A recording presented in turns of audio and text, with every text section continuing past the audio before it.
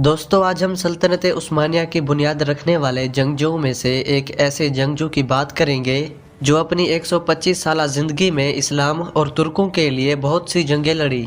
नाजरीन, तुर्गो तैल्ब को यकीनन आप सब जानते होंगे, लेकिन आज हम इनके हवाले से ये बात करेंगे कि इनकी मौत कब और कैसे हुई, जबकि इस अजीम बंदे का एर्तुगरुल गाजी के बाद क्या किरदार रहा। इसके अलावा हम ये भी बात करेंगे कि ये किरदार अब कुर्लुस उस्मान के किस सीज़न में हमें देखने को मिलेगा। नाजरीन, आज हम इस अजीम जंगजू के हवाले से मुकम्मल तफसील से बात करेंगे।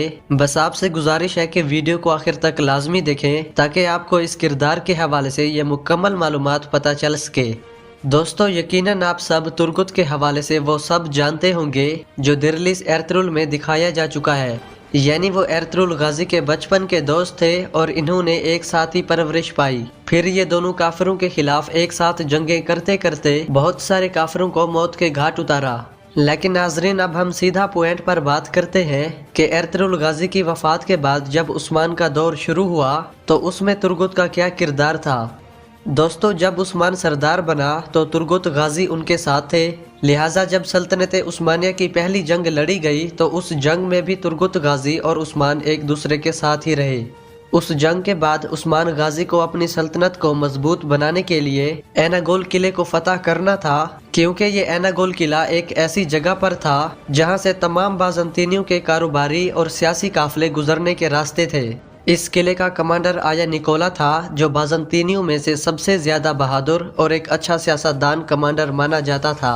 तो नाजरीन, इस किले को फतह करना बाकी फतूहात की निस्बत इतना आसान नहीं था, इसलिए उस्मान गाजी ने तुर्गुत बे को सन 1299 में एनागोल किला फतह करने के लिए भेजा। तो बिल्कुल तुर्गुत गाजी ने एनागोल किला फतह किया और फिर 26 साल उसी शहर के गवर्नर भी रहे। अब दोस्तों, अगर हम बात करें कि आखिर तुर्गुत को कुर्लुस उस्मान के किस सीजन में लाया जाएगा, तो ये तो आपको पता है कि अब तीसरा सीजन चल रहा है और इस सीजन में अभी तक एनागोल की फतह भी नहीं हुई। लेकिन जहां तक मुझे लगता है कि मेहमत बुज़दैक तीसरे सीजन में एनागोल की फतह नहीं करवाएंगे। यकीनन एनागोल की फतह हमें चौथे सीजन के शुरुआत में ही दिखाई जाएगी और फिर चौथे सीजन के अंदर ही हम तुर्गुत गाजी का किरदार दोबारा से देख सकेंगे।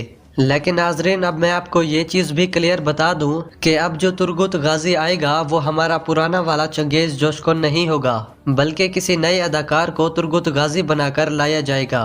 तो दोस्तों, अब अगर आपको तुर्गुत गाजी का किरदार देखना है तो मेरे हिसाब से आपको चौथे सीजन का इंतज़ार करना होगा। और इसके अलावा अगर हम बात करें तुर्गुत गाजी की वफ़ात की, तो इनकी वफ़ात एक जंग में लड़ते हुए हुई थी। तब इनकी उम्र तकरीबन 125 या 126 साल थी, जबकि चंद जगहों पर यह भी कहा गया कि ये उस्मान गाजी के बाद ओरहान गाजी के दौर में ही शहीद हुए। लेकिन आपको बता दूं कि इस बात की अभी तक कोई भी तस्दीक नहीं हुई, जबकि ये बात बिल्कुल कन्फर्म है कि तुर्गुत गाजी की शहादत 125 या 126 साल की उम्र में हुई थी।